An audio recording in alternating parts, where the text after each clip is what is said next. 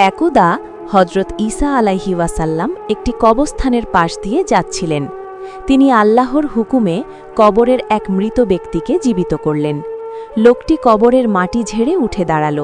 উল্লেখ্য, হজরত ঈসা আলাইহি ওয়াসাল্লামের অন্যতম প্রধান মুজেজা ছিল তিনি মহান আল্লাহর হুকুমে মৃত ব্যক্তিকে জীবিত করতে পারতেন।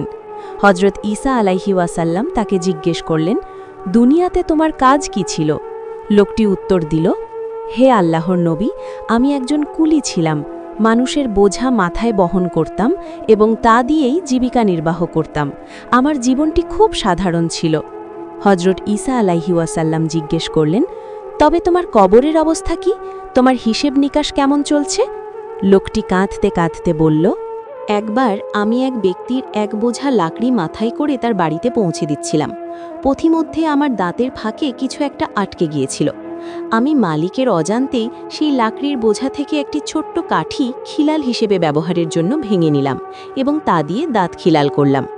এরপর যখন আমার মৃত্যু হলো, আল্লাহ তাআলা আমাকে বললেন, হে আমার বান্দা, তুমি কি জানতে না যে আমি তোমাকে আজ এই হিসাবের কাঠকড়ায় দাঁড় করাবো? অমুক ব্যক্তি তার টাকা দিয়ে কাঠ কিনেছিল এবং তোমাকে মজুরি দিয়েছিল তা বয়ে নেওয়ার জন্য।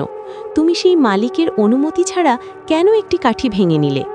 হে আল্লাহর নবী, আল্লাহর কসম, আমি আজ 40 বছর ধরে এই একটিমাত্র খড়কুটোর হিসাব দিয়ে যাচ্ছি, কিন্তু আজও মুক্তি পাইনি। দয়া করে আপনি আমার জন্য আল্লাহর কাছে সুপারিশ করুন। আমরা অনেক সময় অন্যের অতি ক্ষুদ্র জিনিস অনুমতি ছাড়া ব্যবহার করি। আমরা একে খুব তুচ্ছ মনে করি, কিন্তু মনে রাখতে হবে, আল্লাহর কাছে আমানত অত্যন্ত গুরুতর বিষয়। অন্যের হক যদি একটি খড়কুটোর সমপরিমাণও হয়, তবুও পরকালে তার কড়াই গণ্ডায় হিসাব দিতে হবে।